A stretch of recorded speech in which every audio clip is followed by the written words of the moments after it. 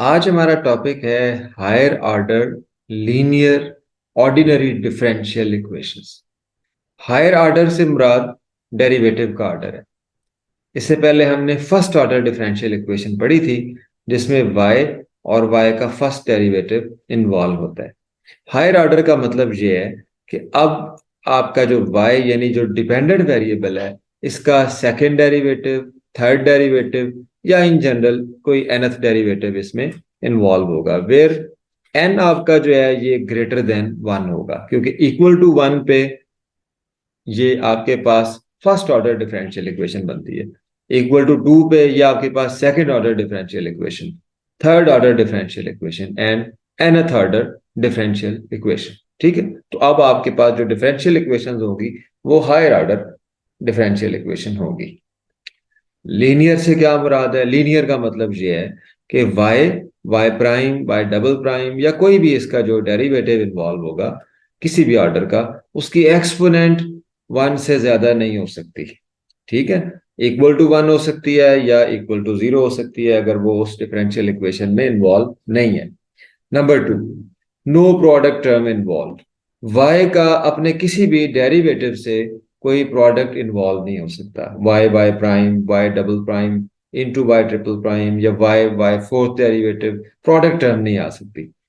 Number three, no transcendental function in Y or its derivative. Y और उसके derivative transcendental function की form में भी नहीं आ सकते। ठीक है, इसका मतलब है कि higher order linear differential equation is in very simple form. क्यों? क्योंकि इसमें जो डिपेंडेंट वेरिएबल y है या इसके जितने भी डेरिवेटिव हैं, dy by d x, D two by d x square, suppose कि ये nth ऑर्डर है, तो फिर ये जितने भी डेरिवेटिव हैं इसके, इनकी मैक्सिमम एक्सपोनेंट वन हो सकती है। ठीक है, वन से ज्यादा नहीं हो सकती। ठीक है, यानी कि ये एक किस्म के फिक्स हो गया, क्योंकि ना ये प्रोडक्ट की फॉर्म में आपस में आ सकते हैं, ना इनकी एक्सपोनेंट वन से ज्यादा हो सकती है, ना ये ट्रांसीडेंटल फंक्शन की फॉर्म में आ सकते हैं। ठीक है, अब बाकी क्या रह गया? बाकी रह गया इनका कोफिशिएंट। अब इनका जो कोफिशिएंट है, अगेन आई रिपीट दिस, उसमें ना y आ सकता है ना उसके डेरिवेटिव, क्योंकि ये लीनियर है। तो वो क्या होंगे? वो सिंपली फंक्शन ऑफ x होंगे। Let's say a not x into dn by a1x dn minus 1 by plus up to so on. This is a n minus 2x. This is a n minus 1x and this is a n x equal to again there is some function of x, because इधर आपके पास y prime, y double prime ये सारे यहीं पे आ गए हैं। अगर यहाँ पे y इन्वॉल्व है तो इसको इधर लेके आएंगे, कॉमन लेंगे, y की सेपरेट हो जाएंगे टर्म्स, तो वो लेफ्ट हैंड साइड पे कोई भी y या y का डेरिवेटिव यहाँ पे जरूरत नहीं। This is independent of y and its derivative, simply the function of x alone और it is a constant. Higher order linear differential equation with variable coefficients. ठीक है, क्योंकि इसके जो कोफिशिएंट्स हैं वो फंक्शंस ऑफ x और द कांस्टेंट। ठीक है, तो in general these coefficients are variable coefficients. ठीक है, और अपने लिए थोड़ी आसानी करते हैं, हम पहले एक सिंपल केस में चले जाते हैं और फर्ज कर लेते हैं कि ये जो हमारे कोफिशिएंट्स हैं these are constants, a naught d n y by d x n plus a one, इसे डी एन माइनस वन भी लिखा जा सकता है, d n minus one y plus up to so on a N minus one into d two y plus a N minus one d y plus a n into y is equal to gx. Now this is again higher order linear differential equation with constant coefficient. ठीक है, अब इसके जो coefficients हैं ये हमने constant suppose कर लिए। ठीक है, तो सबसे पहले हम ये केस लेते हैं, हम सॉल्व करना चाहेंगे एक ऐसी higher order linear differential equation को जिनके जो कोफिशिएंट्स हैं वो कांस्टेंट हैं, और हम देखेंगे कि इसका जो जनरल सोल्यूशन है, जनरल सोल्यूशन वो दो सॉल्यूशंस के सम पे मुश्तमिल है, दैट इज वाई सी, जिसे हम कंप्लीमेंट्री फैक्टर कहेंगे, एंड वाई पी, जिसे हम पर्टिकुलर इंटीग्रल कहेंगे। And what is Y C? Y c दरअसल इसकी मजीद एक simplified form homogeneous higher order linear differential equation के सॉल्यूशंस होते हैं। ठीक है, यानी इसमें हम क्या करेंगे, this is a naught d n y plus a one dn minus 1y plus up to so on an minus 1 dy plus any is equal to, if we put gx equal to 0 here, then it becomes homogeneous differential equation, because y0 is then root of this. ठीक है, more simplified form क्या होगी, a naught dn plus a1 dn minus 1 plus up to so on an minus 1 d plus an y equal to 0. ठीक है, अब ये a naught dn a1 dn minus 1, what is this? This is actually a differential operator. We can write it as function of d. ठीक है, ये एक operator है, that's why आप y को लेफ्ट साइड पे नहीं लिख सकते, क्योंकि ये डिफरेंशियल ऑपरेटर y पे अप्लाई हो रहा है, f of D y equals to 0। ठीक है, इसी तरह आप इसे भी लिख सकते हैं यहाँ पे, f of D y is equal to g x. ठीक है, तो in general we write it like this, f of D y is equal to g x. अगर आप इसको होमोजीनियस केस बनाना चाहते हैं तो f d y is equal to 0। ठीक है, तो ये तो था introduction. Higher order linear differential equation देखिए आपने, with variable coefficient, with constant coefficients and homogeneous higher order linear differential equation. ठीक है, अब हम चलते हैं इसके सॉल्यूशंस की तरफ। ठीक है, और जैसा कि मैंने कहा कि इसके सॉल्यूशन फाइंड करने के लिए आप वाई सी यानी कम्प्लीमेंट्री फैक्टर और वाई पी यानी पर्टिकुलर इंटीग्रल फाइंड करेंगे। ठीक है, तो हम अब पहले हम बढ़ते हैं कम्प्लीमेंट्री फैक्टर की तरफ। Okay, this is higher order linear differential equation with variable coefficients. This is higher order linear differential equation with constant coefficients. And this is f of d, ये f of d है, f of dy is equal to gx. General solution of this equation is given as y is equal to yc plus yp. Now what is complementary factor, और इसे हम कैसे find करेंगे yc को? yc के लिए हम क्या करेंगे, हम होमोजेनियस डिफरेंशियल इक्वेशन लेंगे, यानी our g of x in this case will be 0. Now our g of x is 0 to make it homogeneous. ठीक है, अच्छा, अब थोड़ा सा यहाँ पे एक आइडिया ज़हन में बनाएं कि y इक्वल टू 0 तो इसका सोल्यूशन है, लेकिन हम चाहते हैं नॉन ट्रिवियल सॉल्यूशंस को, y नॉट इक्वल टू 0। ठीक है, जस्ट मेक एन आइडिया, आप वो ज़हन में कॉन्सेप्ट रखें आप, होमोजेनियस इक्वेशंस वाला। तो अब इसका मतलब ये है कि ये जो अदर फैक्टर है, it should be 0। If y is non-zero, it should be 0. यानी this is not the proof, this is the idea actually to remember in the case of homogeneous linear equations। ठीक है, एक idea आप बनाते हैं वहां भी ऐसे ही कि अगर x आपको नॉन ट्रिवियल चाहिए तो डिटर्मिनेंट ऑफ x पे कंडीशन बन जाती है किसी तरह से कि वो 0 होना चाहिए। जस्ट इस आइडिया को लेके चले, क्योंकि एक सेपरेट लेक्चर में मैं आपको कॉम्प्लीमेंट्री फैक्टर के तमाम केसेस की थ्योरी और प्रूफ सेपरेट लेक्चर में कराऊंगा। ठीक है, अभी जस्ट एक आइडिया बना लें कि ये जो हमारा एफ ऑफ डी है, फिर ये 0 होना चाहिए किसी तरह से। ठीक है, तो अब क्योंकि ये ऑपरेटर है डी एन, तो अब ये भी अच्छा नहीं लगता कि हम इसे पकड़ के इसकी वैल्यूज निकालते फिरें। ठीक है, तो हम क्या करेंगे, हम एक एक तरीका इख्तियार करेंगे, एक अपने लिए मुनासिब सा, कि हम ये जो हमारे पास F of D Y equal to 0 है, तो ये जो एफ ऑफ डी है इसमें हम डी को एम पुट कर देंगे, तो ये एफ ऑफ एम बन जाएगा। ये बुनियादी तौर पे A naught M N A one M N minus one A N minus one M A N, ये बेसिकली एक पोलिनोमियल बन जाएगी एम के अंदर ऑफ डिग्री एन। ठीक है, यहां से हम एन रूट्स फाइंड कर लेंगे, m is equal to m one m two m three m n. ठीक है, तो ये हमारे पास एन रूट्स आ जाएंगे इस nth डिग्री पोलिनोमियल के। अब इन रूट्स की मदद से हम कॉम्प्लीमेंट्री फैक्टर यानी कि वाई सी फाइंड करेंगे। ठीक है, अब आप अब हमारे पास 5 केसेस हैं यहाँ पे रूट्स को देखते हुए। ठीक है, कौन कौन से? अगर डिस्टिंक्ट रियल रूट्स होंगे फिर हम क्या खेल खेलेंगे, रिपीटेड रियल रूट्स होंगे फिर क्या तमाशा लगाएंगे, डिस्टिंक्ट कॉम्प्लेक्स रूट्स होंगे फिर क्या करेंगे, रिपीटेड कॉम्प्लेक्स रूट्स, और डिस्टिंक्ट इरेशनल रूट्स। ये 5वां जो केस है ये पहले केस में भी आ जाता है, डिस्टिंक्ट रियल रूट्स में भी, लेकिन बाज़ कुछ क्वेश्चंस के अंदर आंसर आपको मिलेगा, तो हम इसे सेपरेट केस में डिस्कस कर लेंगे कि डिस्टिंक्ट इरेशनल रूट्स होंगे तो हम क्या करेंगे। ठीक है, now we are going to discuss complementary factor y c and these 5 cases one by one. ठीक है, स्टार्ट करते हैं। पहला केस, आपने इक्वेशन में डी को एम से रिप्लेस किया, आपके पास बन गई वो एक ऑक्सिलरी इक्वेशन। ठीक है, f of m. F of m को जीरो पुट किया आपने, एन रूट्स फाइंड कर लिए। फर्ज करें कि ये एन के एन डिस्टिंक्ट रियल रूट्स हैं, रियल भी हैं और डिस्टिंक्ट भी हैं, कोई भी इसमें से सेम नहीं है, ऑल आर डिस्टिंक्ट। तो फिर आपका जो सोल्यूशन होगा, कॉम्प्लीमेंट्री सोल्यूशन, वो क्या होगा? Y C is equal to, आप क्या करेंगे? सी वन लेंगे, ई की पावर एम वन एक्स, ये पहला रूट उठाएंगे एम वन, वो ई की पावर में चला जाएगा एम वन एक्स, प्लस सी टू, इधर से एम टू लेंगे, ई की power M two x, plus सी थ्री, ई की power M three X, plus सी फोर, ई की power M four X, plus up to so on, plus C N, E की power M N x. ठीक है, यहां याद रखें कि इनमें से हर फैक्टर ही इस डिफरेंशियल इक्वेशन को सेटिस्फाई करेगा, f d y is equal to zero. तो हर फैक्टर इसका एक सोल्यूशन है। और आप जानते हैं कि अगर दो सोल्यूशन आपको मिल जाएं तो उनका जो सम होता है वो भी एक सोल्यूशन होता है।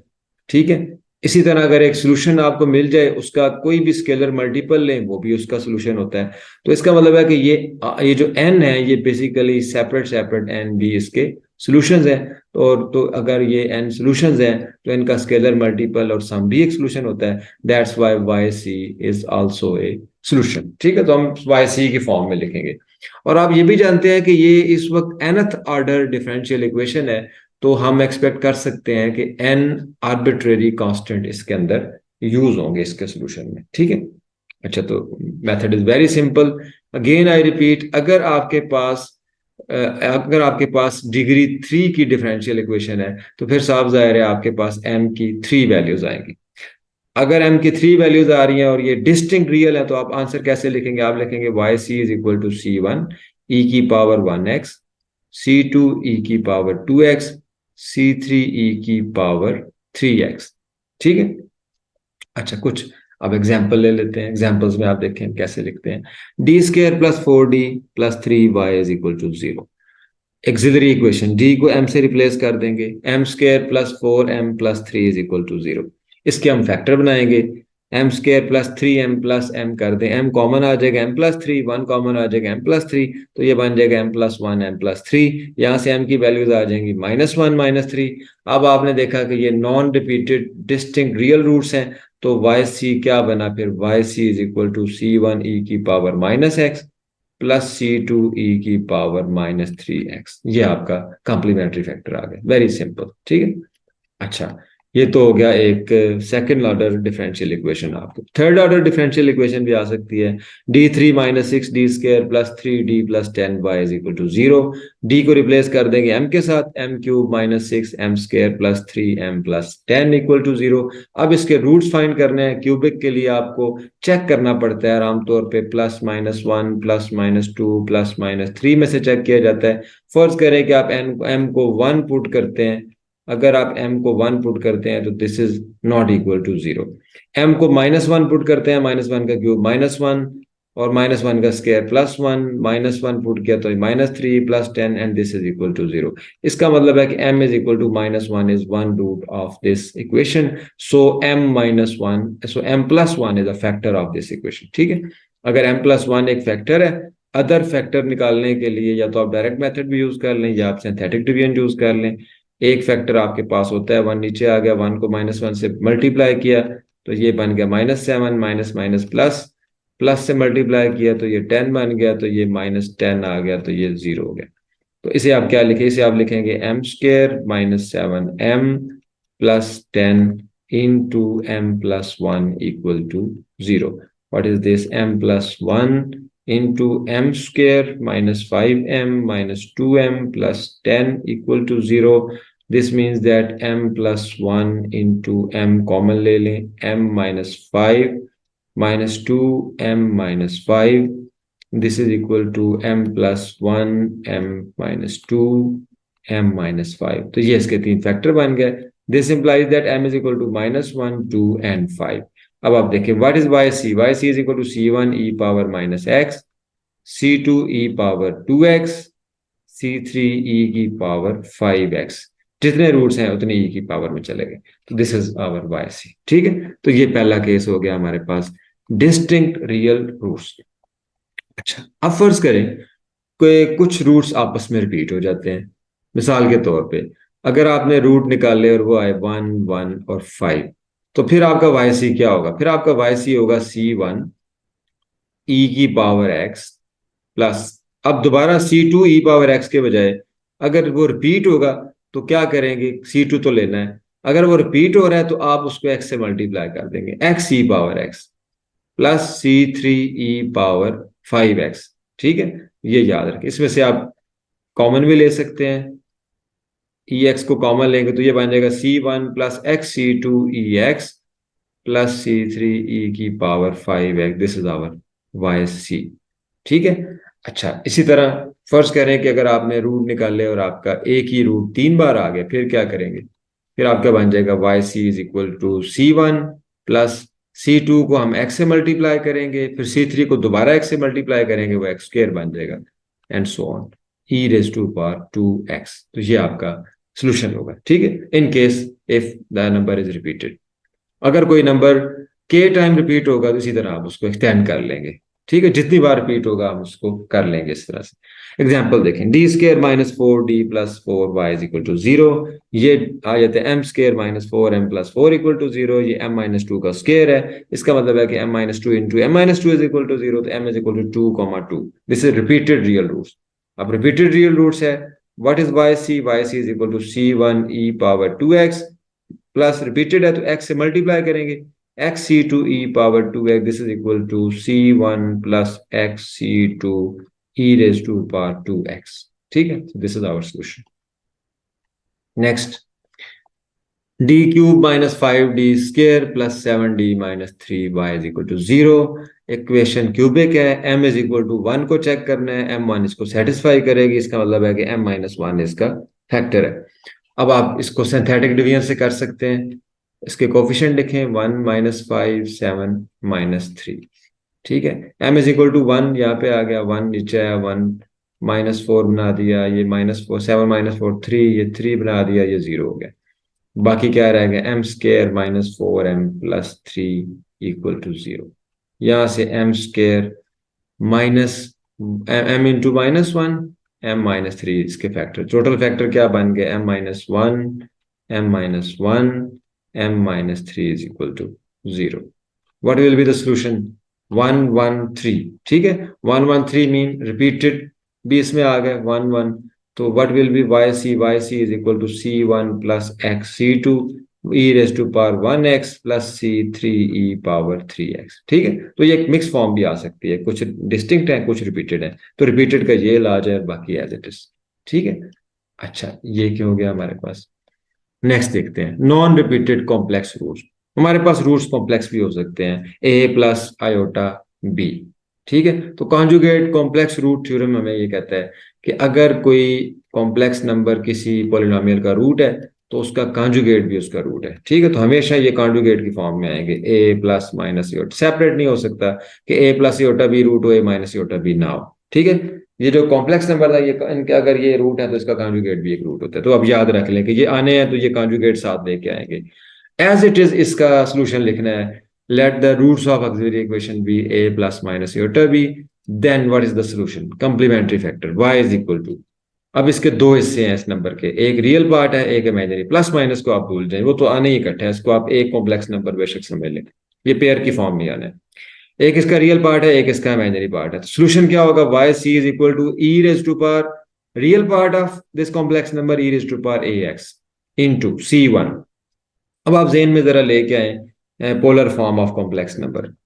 ठीक है, उसमें क्या होता है? Cis theta cos theta plus iota sine theta, तो ये आ जाएगा C1 cos BX, imaginary part क्या होगा? ये एक्स का कोफिशिएंट बन जाएगा, C1 cos BX plus C2 sin BX। तो इस तरह से आप लिखेंगे। मिसाल के तौर पे अगर आपके पास आ जाता है 1 +± 2 ये अगर आपके पास m की वैल्यू आती है तो आपका वाई सी क्या होगा? Y c will be e⁻1x into C1 cos, coefficient 2 है 2x plus C2 sin of 2x।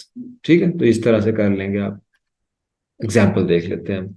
D square plus D plus one is equal to zero. Auxiliary equation M square plus M plus one is equal to zero. Quadratic formula apply कर ले, M is equal to minus one plus minus square root three iota by two. ये basically cube roots of unity है, omega and omega square. What will be Y C? Y C क्या होगा आपका? शाबाश। Real part क्या है इसका?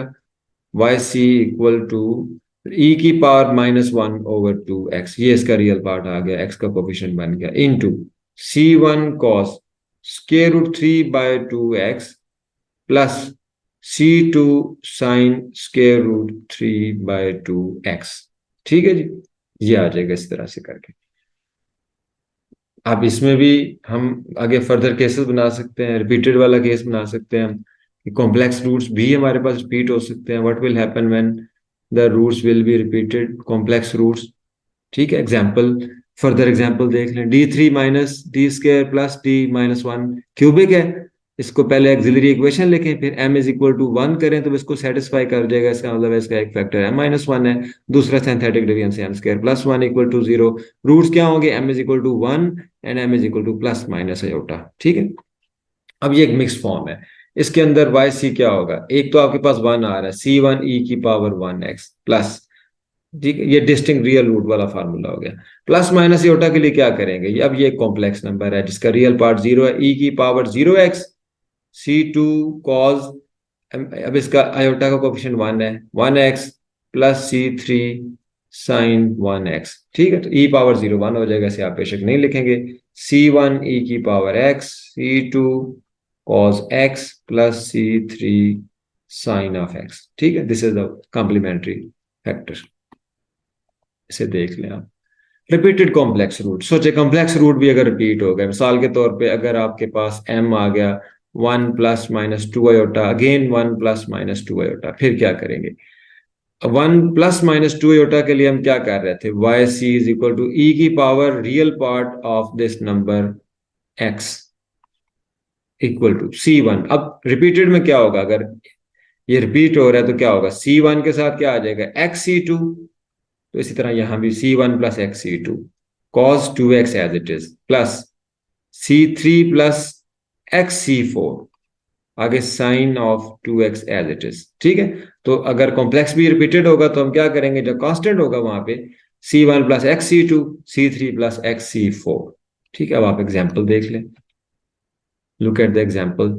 आगे अगर वो दोबारा रिपीट होता है, जितनी बार रिपीट होगा एक्स से मल्टीप्लाई हो जाएगा। अगर तीन बार रिपीट हो रहा है तो सी वन प्लस एक्स सी two plus X square C three हो जाएगा। Consider the auxiliary equation. Auxiliary equation फर्ज करें ये M square plus one into M square plus one is equal to zero है, तो आंसर आ जाएगा M is equal to plus minus one, M is plus minus iota, M is equal to plus minus iota. तो ये repeated complex roots हैं। क्या करेंगे? Real part को हम लिखेंगे ई की पावर में ई की पावर जीरो, ई की power zero x into repeated की वजह से सी वन प्लस सी two x cos x plus सी थ्री प्लस सी फोर एक्स साइन एक्स। ठीक है, तो ये हमारा सोल्यूशन हो जाएगा रिपीटेड के केस में। नेक्स्ट एक हमारे पास केस है number five, distinct irrational roots. ये हम एक स्पेशल केस है। फर्ज करें कि आपका m जो है वो a plus minus square root b आ गया। This is very much similar to the case of complex numbers, just difference क्या है? यहाँ आयोटा b था, यहाँ स्क्वायर रूट b है। अब इसके रूट्स क्या होंगे? अब क्योंकि ये डिस्टिंक्ट रियल रूट्स हैं, a plus square root b and a minus square root b, तो आप लिख सकते हैं कि y C is equal to C one e raise to power a plus square root b x plus C two E raise to power a minus square root b x, और आपका answer ठीक होगा।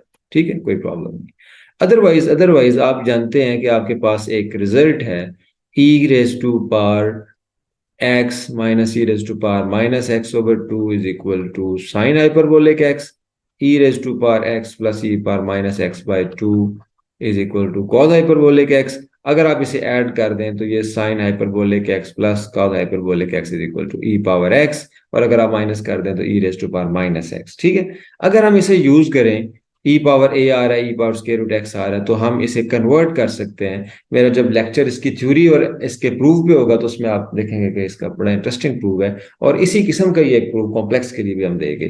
तो इसका मतलब है कि हम इसे प्रूव कर सकते हैं, और ये e raise to power a x into c one cos hyperbolic square root b x plus C two sine hyperbolic square root b x बन जाएगा। ठीक है, या फर्दर इसे C1 C2 को हम इस तरह करते हैं कि ये हमारे पास बन जाता है C1 e⁻AX sine hyperbolic square root b x plus C2। ठीक है, इसी तरह हम इसको कन्वर्ट कर सकते हैं C1 e⁻AX cos hyperbolic square root b x plus C2 में। ठीक है, तो ये अल्टरनेटिव फॉर्म्स हैं, इसके अंदर भी आप देख सकते हैं। तो इसलिए डिस्टिंक्ट इररेशनल रूट्स को हाइपरबोलिक फंक्शंस की फॉर्म में भी एक्सप्रेस किया जा सकता है। ठीक है, इसकी एग्जांपल देख लेते हैं, फिर हम आगे चलते हैं। Let the roots of auxiliary equation be a plus minus square root b, then yc is equal to e⁻AX c1 cos hyperbolic square root bx c2 sin hyperbolic square root bx। फर्ज करें 1 plus minus square root 3 आपके पास आ गया, e raise to power 1x c1 cos hyperbolic square root 3x plus c2 sin hyperbolic square root 3x। This is the complementary factor. ठीक।